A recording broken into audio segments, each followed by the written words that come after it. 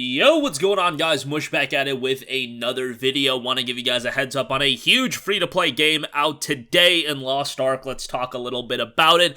Major JRPG coming to PC and Steam come this April. Yeah, right around the corner. And Dying Light 2 has just gotten a major patch. It has dropped today, live right now, actually. So definitely go download that. I'm getting towards the end of Dying Light 2. I'll talk a little bit about my thoughts on the game at the end of this video. But first up, Lost Ark drops today. Yes, this is a game that a lot of people are anticipating, and, I talk a little bit about the crazy metrics that this game has, and, the numbers it's breaking over on Steam. Let's go to the community hub right now. There's 128,000 people playing right now, but that number definitely should be growing. There's a lot of issues going on right now, so the fact that 128,000 people are in game, I think that's pretty good. And if you go on over to Lost Ark's official Twitter account, you'll even note the game's not officially live right now. It's supposed to be live, but unfortunately, they noted on Twitter, quote, "Unfortunately, due to deployment issues, launch is delayed. We hope to have this resolved in a matter of hours. Your patience is appreciated, and we'll update you soon." So by the time you're watching this video, it might have already been resolved, but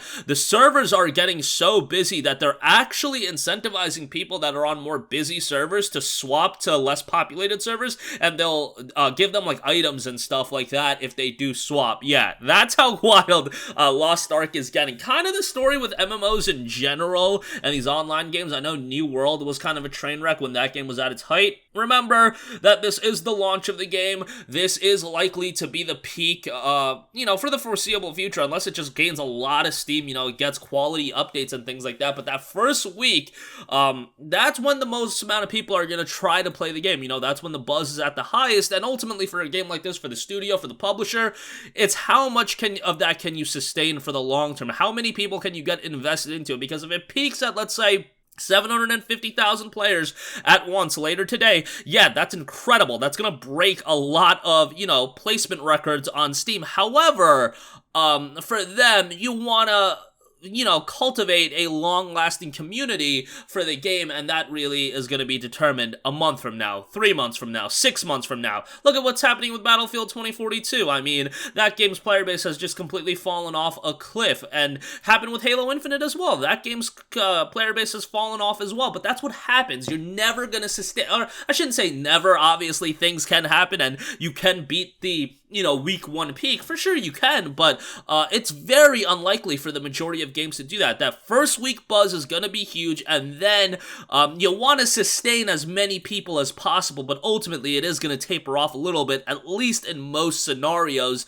In the case of a Final Fantasy XIV or a World of Warcraft, it's whenever an expansion comes out that the player base jolts back up. That's to be expected, but for Lost Ark, that week one peak, it being a free-to-play, is going to be huge, and now it's on them to offer a working experience, a compelling experience that will be sustainable for, months and months and hopefully years after that. So, a lot to assess there, but Lost Ark will be officially dropping today as a free-to-play title. And again, by the time you guys are watching this video, quite possibly already out. Alright, next up, I do want to note, Chrono Cross the Radical Dreamers Edition is hitting Steam on April 7th. Also coming to PS4, Nintendo Switch, I believe Xbox One as well. Chrono Cross was a PS1 JRPG, the follow-up to Chrono Trigger, and it released all the way back in 1999. Not a JRPG that I was completely hot on. When I played it, I was super young, so I am definitely going to revisit this. I am going to be playing this Radical Dreamers Edition, but, if it was a full-on, ground-up remake, for example, the Final Fantasy VII remake, if it got that treatment, I'd be a little bit more excited, because the game still looks relatively dated, even though it is seeing some upgrades. So, first of all, you're getting 3D models converted to HD, higher quality background music, switch enemy encounters on and off, background filter feature, battle enhancement features to make combat easier, auto battle function, switch between imitation pixel font and HD font, change screen resolution, and there's a couple of other upgrades as well. Game's got a vast cast of characters as well. It'll give an opportunity for a new audience of people to check it out, and it is going to be priced at $19.99, which I think is the perfect price point. If you went any higher, I think it just wouldn't have been an easy buy for a lot of people, but at $20, for the length of game that it is, and it is a game that a lot of people are super nostalgic with, I think that's a perfectly fine price point. Sure, would it have been nice if it was $14.99? Sure, but, these days, everything's going up in price, so I'll settle with $19.99. I'll be pretty happy with that. Alright, next up, Dying Light 2. Lastly, Dying Light 2 has gotten a patch with some PC fixes and improvements. So here are some things that dropped with patch 1.0.6. Added additional video settings including motion blur and distance blur. Fixed blocks resulting in players ending in a death loop after co-op sessions. Some edge cases may still not be fixed and are being investigated. Death Screen now has a button that allows to spawn player inside mission area, preventing a block. Had that issue arise with me in my playthrough. Fixed numerous crashes and improved game stability. Have heard a lot of people crash in the game. One of my buddies was playing the game, and on the final mission, he told me he crashed like 4 times on the game, so yeah, there you go.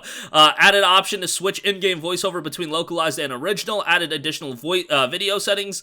Various improvements for keyboard and mouse key binding options. And proper music now plays for peers in co-op sessions. So, a lot of fixes coming to this game. Dying Light 2 is a game that I am really enjoying. It seems like my experience with the game has been much better from a performance standpoint than a lot of other people. One of my buddies has a PC with an RTX 3080 as well. Pretty similar PC to mine that I'm playing the game on. And, yeah, his experience was way worse than mine. So, yeah, figure that one out. But hopefully a lot of those issues are being remedied, and it'll be a high-quality game very, very soon. I mean, for the most part, I think a lot of people are having a great time with it. The game has, like, an 81% very positive feedback on Steam, so that's a very positive reception. The game itself is great. It's got a ton of content. The open world is pretty huge, and it opens up even bigger as you get further in the game, and there's quite a bit of content from getting all the inhibitors, windmills, side quests. There's a lot to do in the game, and I'm having a great time with it. I think I'm like 75% of the way through the game. I'm getting like close to the end. I'm planning on beating it with either today or tomorrow. I'm gonna finish it, and then, you know, continue to do some of the side content. I'm doing side content here and there, but it's definitely not like I'm doing all of it.